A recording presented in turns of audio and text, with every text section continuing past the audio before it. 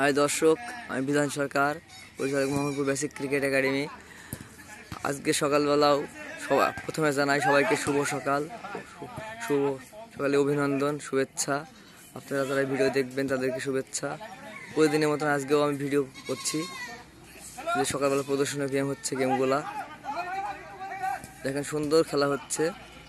এটা এক কথা প্রতিদিন সকালবেলা হয়, আজকেও হচ্ছে। আপনাদের সামনে আজকেও একটা ভিডিও তুলে দিচ্ছি।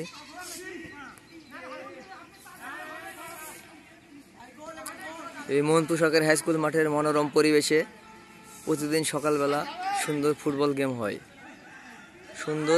গেম হয়। এখানে সব ধরনের ছেলেপেলে খেলে, ব্যবসায়িক থেকে শুরু করে সব ধরনের ছেলেপেলে খেলে, এবং বিকালের ব্যাচটা আলাদা।